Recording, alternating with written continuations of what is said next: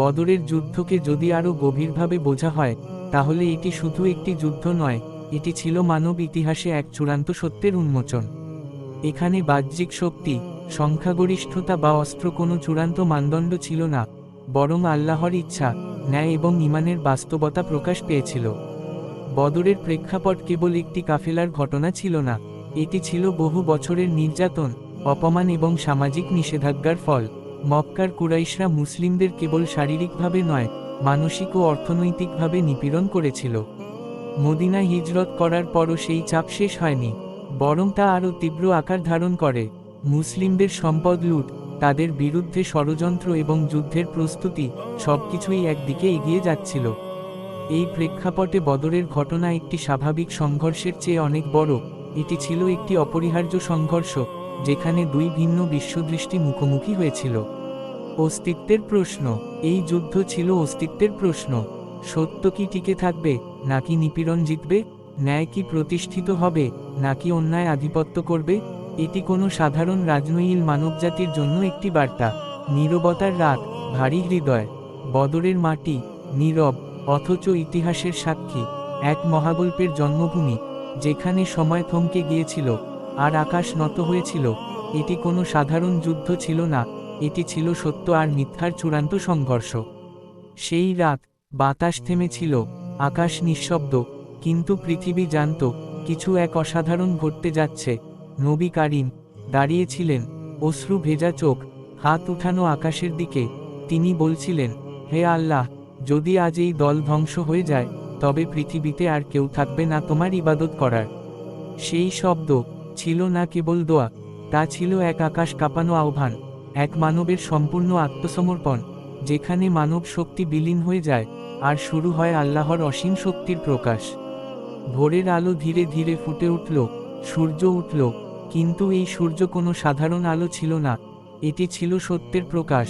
দুই বাহিনী মুখোমুখি, একদিকে সংখ্যা অল্প, অন্যদিকে বিশাল বাহিনী, কিন্তু এখানে সংখ্যা ছিল না গুরুত্বপূর্ণ, এখানে গুরুত্বপূর্ণ ছিল ঈমান। হঠাৎ বাতাস বদলে গেল, মাটি যেন কথা বলতে লাগলো, অদৃশ্য শক্তি নেমে এলো, যা চোখে দেখা যায় না, কিন্তু হৃদয় গভীরভাবে অনুভূত হয়। সাহাবীরা বুঝতে পারলেন, তারা একা নন, তাদের সাথে আছে আল্লাহর সাহায্য। তারপর শুরু হলো যুদ্ধ, তলোয়ারের ঝলক, ধুলোর ঝড়, চিৎকার, আঘাতের শব্দ, কিন্তু সেই শব্দের ভেতরেও ছিল এক অদ্ভুত শান্তি, যেন প্রতিটি আঘাত, প্রতিটি পদক্ষেপ আল্লাহর ইচ্ছার প্রতিফলন। শত্রুরা শক্তিশালী ছিল, কিন্তু তাদের অন্তরে ছিল শূন্যতা, আর সাহাবীদের অন্তরে ছিল অসীম শক্তি। একজন, দুইজন শহীদ হচ্ছেন, তাদের রক্ত মাটিতে মিশে ইতিহাস লিখছে। তারা হারায়নি, তারা চিরন্তন হয়েছেন, তাদের আত্মা আজও জীবিত, আল্লাহর দরবারে সম্মানিত।